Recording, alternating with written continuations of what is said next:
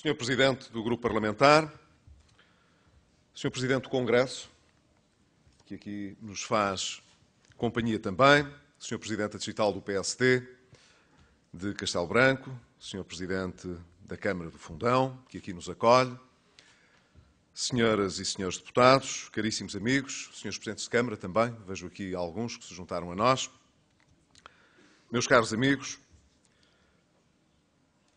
não há dúvida que todos os senhores e as senhoras deputadas têm nos seus ombros uma grande responsabilidade. Têm a grande responsabilidade de serem agentes da mudança num momento de tremendas dificuldades. Receberam do povo português, aliás, recebemos todos nós do povo português, um mandato para reformar o país. A vossa missão é importantíssima e difícil, tanto no que toca ao trabalho legislativo, como na ação de escrutínio do Governo e do Estado. Os portugueses contam com o vosso talento, com a vossa diligência e com a vossa dedicação. Não esqueçamos que os representantes do país na Assembleia da República estão na linha da frente do debate político. É certo que numa sociedade democrática e moderna, o debate político não se confina ao Parlamento. É evidente que o espaço público é muito mais vasto do que a Câmara da Assembleia da República. Mas é nela, com toda a certeza, que o debate político assume a sua forma mais solene. Quando temos nas mãos um projeto de mudança desta envergadura, não podemos descurar a nossa força no debate político. Temos de saber mostrar a razoabilidade das nossas ideias, a robustez dos nossos argumentos, o alcance das nossas propostas. Em política, não existe uma separação entre os atos da governação, por um lado, e as ideias que os inspiram e justificam, por outro.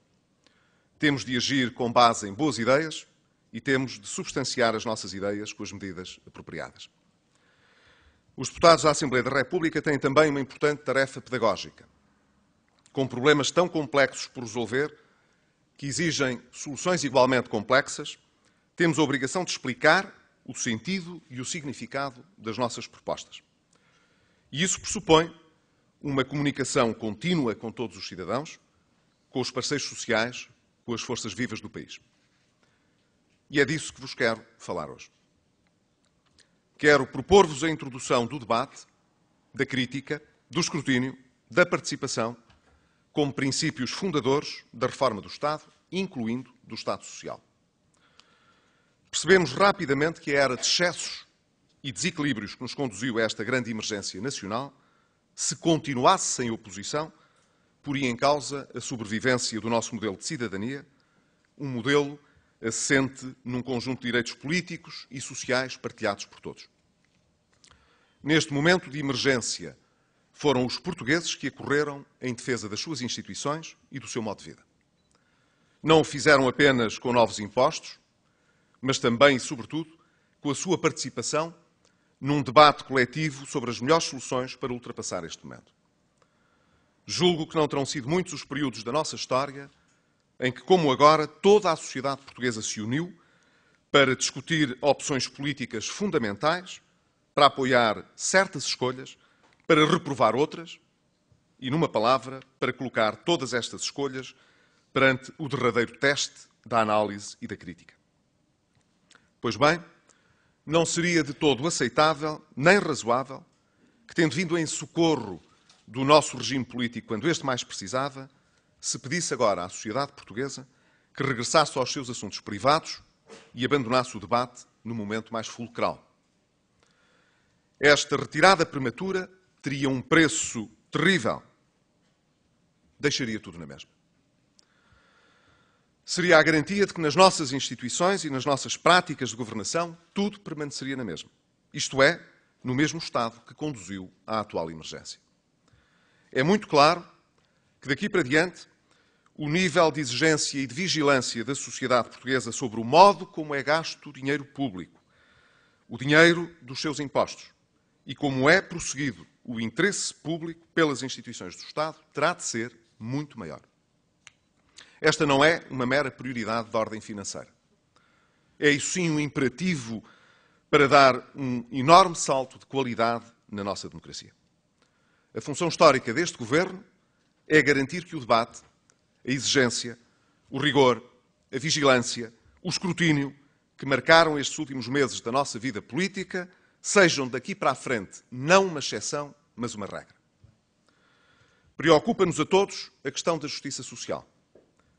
Não poderia deixar de ser assim. Desde que o Governo tomou posse, que o seu objetivo é reformar o país, precisamente para tornar o país mais justo. Nós sabemos que, em muitos aspectos, vivemos num país injusto. E isso tem de mudar. Um país com tanta pobreza e em quem nasce pobre tem poucas expectativas de vir a abandonar essa condição, não é um país justo.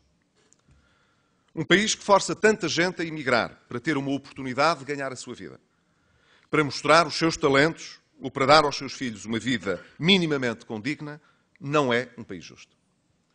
Um país onde tanta gente não consegue encontrar trabalho, um país onde há tantos desempregados de longa duração, não é um país justo.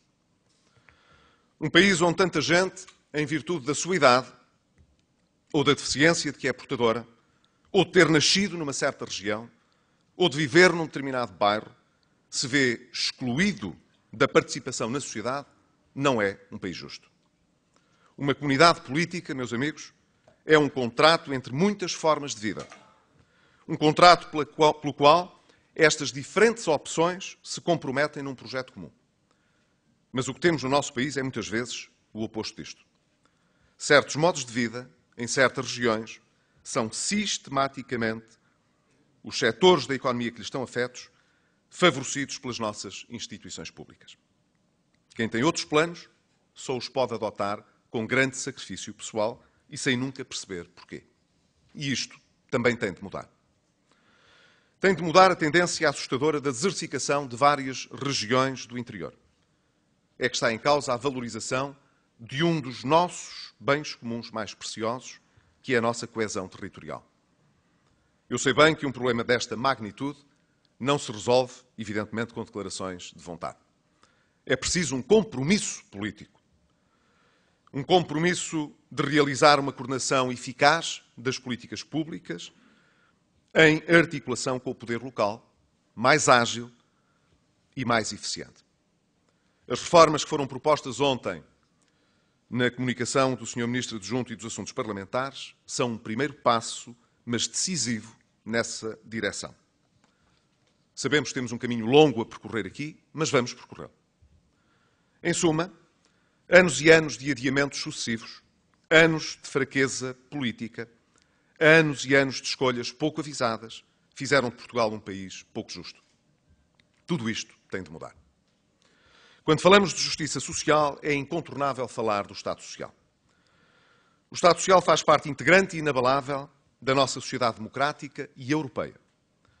Quando comparamos a débil proteção social dos tempos dos nossos pais e avós com aquilo que adquirimos ao longo dos últimos 35 anos, orgulhamo-nos dos feitos alcançados em termos de segurança e de bem-estar da nossa população.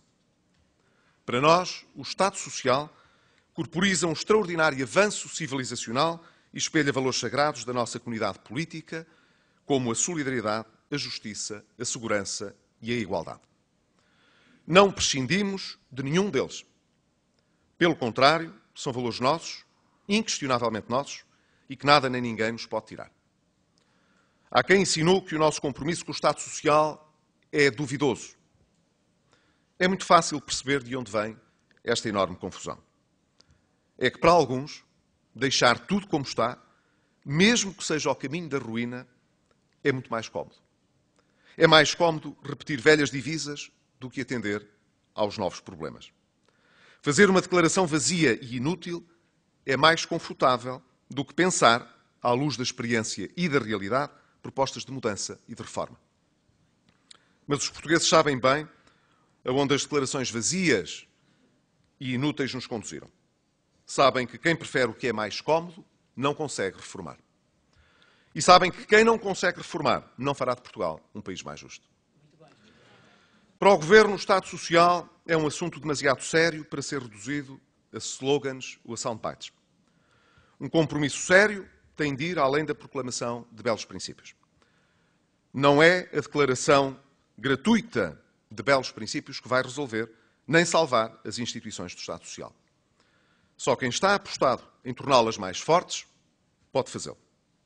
Chegados a este ponto, quem é que pode dizer aos portugueses que endividar ainda mais o Estado é torná-lo mais forte? Quem não está disposto a fazer o que é preciso para assegurar o financiamento do Serviço Nacional de Saúde, das pensões de reforma, dos mecanismos de inclusão social, como é que pode dizer que está a defender o Estado Social? Só confrontando estas realidades elementares é que estaremos preparados para proteger as instituições do Estado Social para as gerações presentes e só assim deixaremos as instituições, as gerações futuras, a proteção social que nós lhe poderemos negar. Lançar as bases de um Estado Social que não seja posto radicalmente em causa no futuro também é um imperativo de justiça social. Se nada fizermos hoje para darmos estas garantias ao bem-estar futuro dos nossos filhos, estaremos a falhar gravemente num dever basilar de justiça. Caros amigos, há pouco mais de uma semana falei ao país das escolhas que precisávamos de fazer. Também hoje temos de falar de escolhas. A opção de atirar dinheiros públicos para cima de todos os problemas já se esgotou. Esgotou-se não só porque muitos desses dinheiros foram gastos com pouco critério. Esgotou-se não só porque esses dinheiros, entretanto, acabaram e agora têm de ser pagos com juros. Esgotou-se não só porque esses dinheiros foram ainda retirados das mãos dos contribuintes, das empresas e das famílias, num esforço tal que afetou profundamente o dinamismo da economia e a vitalidade social. Essa opção esgotou-se porque temos de confrontar os factos. Quantias cada vez maiores de dinheiros públicos tiveram uma eficácia cada vez menor na resolução dos problemas. Perante estes factos, e pressionados pela emergência financeira nacional, cabe-nos agora resolver esses problemas com menos dinheiro. Por exemplo, é urgente devolver a sustentabilidade financeira ao Sistema Nacional de Saúde, sem sacrificar a qualidade dos serviços, nem o acesso universal e equitativo. Quando o déficit dos hospitais EPE para 2011 é de cerca de 300 milhões de euros, temos de atualizar o modelo de governação, de financiamento e de avaliação das unidades hospitalares. Quando o déficit do Sistema Nacional de Saúde, em 2010, atinge 449 milhões de euros, temos de aprofundar os mecanismos de controlo, nomeadamente recorrendo às novas tecnologias de informação. Quando o prazo médio de dívidas a fornecedores das entidades de saúde prefaz 250 dias, temos de trazer mais transparência para o sistema e atacar os desperdícios. Este é um grande desafio que se coloca ao Governo, à administração pública e a todos os portugueses. Todos são convocados para a reforma das nossas instituições. Nos dias difíceis que correm, as famílias e as empresas fazem muitas contas à vida para levar por diante os seus projetos. Sendo assim, não podemos aceitar que o Estado seja isento deste grande esforço coletivo. Tal seria injustificável e incompreensível. Será que podemos continuar a exigir às famílias e às empresas o melhor que são capazes e reservar para o Estado, que nos une enquanto comunidade, os padrões menos elevados, a disciplina menos rigorosa, os processos mais fáceis e menos refletidos? Julgo que todos sabemos que não. Não seria justo nem para o Estado, nem para as famílias, nem para as empresas. E por isso mesmo o nosso esforço é um esforço de aumento da qualidade da nossa política e da nossa vida pública. Aumento da qualidade no que diz respeito às famílias. Por exemplo, providenciando uma educação mais exigente e mais rigorosa aos seus filhos. Aumento da qualidade da nossa política no que diz respeito também às empresas. Por exemplo, tornando mais concorrencial e internacional o ambiente em que operam. Aumento da qualidade da nossa política no que diz respeito ao Estado. Por exemplo, elevando os padrões de gestão e de funcionamento das suas instituições. Por aqui se vê que no nosso projeto político não está apenas em causa reduzir a despesa pública. A austeridade no Estado não está nem poderia estar desligada do que se chama o objetivo maior da reforma estrutural, que consiste em gastar mais eficientemente os recursos públicos. Permitam-me que sublinhe com muita ênfase esta associação entre contenção, por um lado, e reforma estrutural, por outro.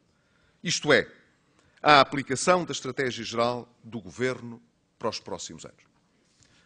Sempre dissemos que a austeridade associada ao cumprimento de metas e do déficit e para o endividamento, previstas no memorando de entendimento, não está nem poderia estar desligada da agenda da reforma estrutural para o crescimento, a competitividade e o emprego. Ora bem, os cortes de despesa no Estado também não estão, nem podem estar desligados de uma agenda de reforma estrutural, organizacional e de gestão das instituições. Não há dúvida de que o Estado tem gasto demais. Durante muitos anos quis criar a impressão junto dos portugueses de que a dignidade e a eficácia do Estado se media pela riqueza que ele podia e devia ostentar. Durante muitos anos quis criar a impressão junto dos portugueses de que a funcionalidade do Estado se media pela sua capacidade de se impor às pessoas e de interferir nas suas vidas. Que maneira estranha de ver o Estado. O Estado tem de estar ao serviço dos cidadãos, de todos os cidadãos. E é esse serviço, a par da sua qualidade, que dão a regra e a medida da eficácia, da funcionalidade e, em última instância, da dignidade do Estado. Nessa medida, os cortes no excesso de despesa e a racionalização dos recursos devem ser vistos como um exercício de escrutínio democrático das instituições do Estado. A sociedade quer a prestação de contas e exige mais eficiência na atuação dos órgãos estatais. Haverá talvez quem esteja disposto a negar-lhe esse seu direito democrático fundamental. Mas nós não. Por isso mesmo acreditamos que somos capazes de fazer mais e melhor com menos recursos. Disse-vos há pouco que atirar dinheiro para cima dos problemas deixou de ser opção. Disse também que os últimos anos mostraram que os dispêndios adicionais de recursos tiveram uma eficácia cada vez menor na resolução dos problemas.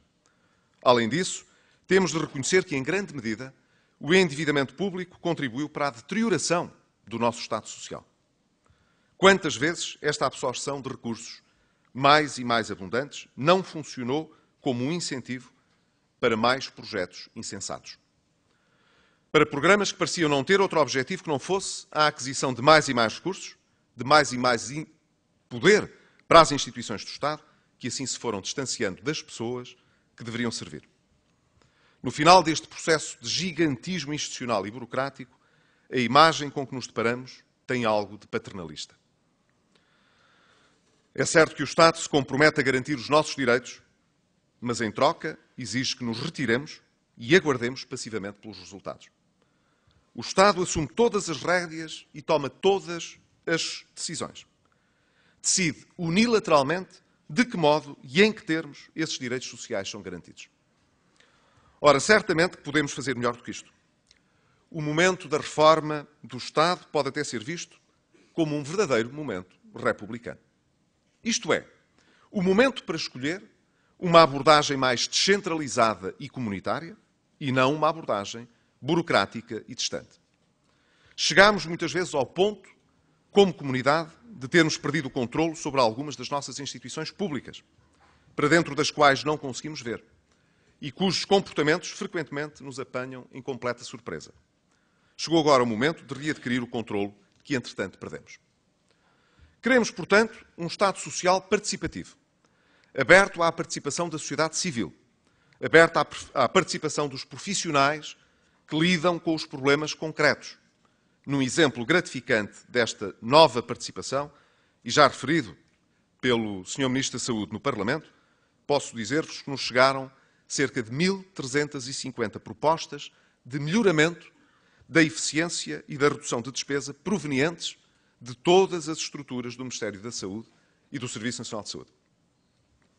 Queremos um Estado social participativo, aberto ao escrutínio dos utentes e beneficiários, aberto às preferências e escolhas das pessoas, que numa sociedade democrática tomam livremente as decisões que importam para as suas vidas. Este é o momento, portanto, em que devemos fazer o Estado, a cidadania e a sociedade regressar à sua relação natural e mais saudável, em que as administrações públicas estão ao serviço das pessoas e não as pessoas ao serviço das administrações públicas. Queremos melhor Estado, mas um Estado melhor nunca poderá advir de um Estado a quem tudo é permitido. Há algo de fundamental que muitas vezes na discussão pública sobre a estrutura e o papel do Estado tende a ser esquecido. Discutimos a relação entre o Estado e a sociedade, sobretudo entre as obrigações que o Estado tem na área dos direitos sociais e que são um foco de consenso na sociedade portuguesa. Mas esquecemos o que tem necessariamente de vir antes desta discussão. Esquecemos que o Estado, para cumprir bem os seus deveres, não pode ser uma entidade com vontade própria, teimosamente isolado da sociedade e que não poucas vezes ergue barreiras ao acesso que só os privilegiados conseguem vencer. E aqui a diferença entre o que foi feito no passado e o que nos propomos fazer é muito clara. A relação entre o Estado e a sociedade tem de correr nas duas direções. Há quem veja na importação de métodos de gestão e de organização dos setores social e privado para o Estado uma perigosa heresia. Pergunto-vos que espécie de preconceito ideológico é esse que quer impedir que as instituições do Estado façam o que qualquer outra organização faz por esse mundo fora, isto é, aprender com as melhores práticas, venham elas de onde vierem, num esforço permanente de aperfeiçoamento. Que espécie de ortodoxia ideológica é essa que condena as instituições do Estado ao envelhecimento e à rigidez, negando-lhes a possibilidade de progredir? Para nós, as instituições do Estado merecem o melhor. Os seus utentes e beneficiários merecem o melhor. Os seus profissionais merecem o melhor. E não deixaremos que as agendas ideológicas se sobreponham às pessoas, a todas estas pessoas.